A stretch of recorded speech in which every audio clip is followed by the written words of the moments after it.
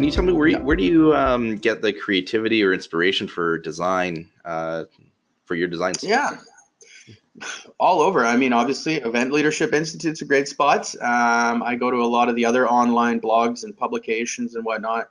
I follow a lot of the top event designers around the world, the guys in LA and New York and all over the place that are really cutting edge and always staying on top of things.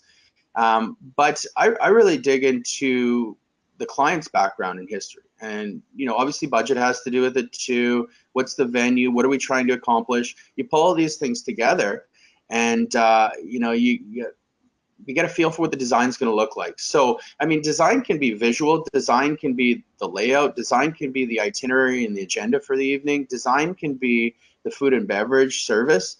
So you're not just, I think, a lot of people just attribute design to the visuals, decor, lighting, floral, furniture, candles, that kind of stuff, which is great. I mean, it's absolutely necessary, and I love that stuff. That's the fun stuff.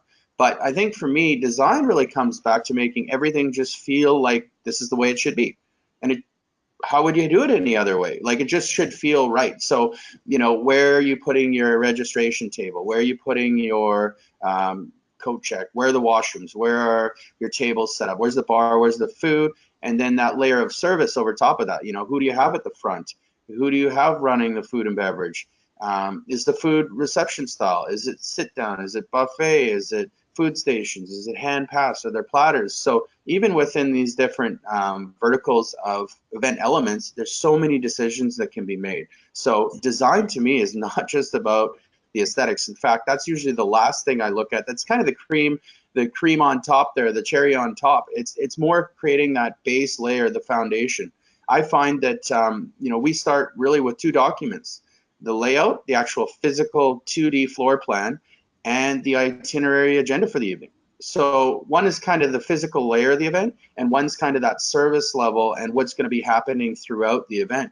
When you've got those two documents, the further ahead you can get those before the event, the easier everything else is to design. It all just comes together when you've got that layout and you've got that itinerary. I just find that everything's much easier that way, because those are the two most important things we find. So let's talk about that document for a minute. I'm thinking back in the days, people used to do some very extravagant events, mostly because of clients.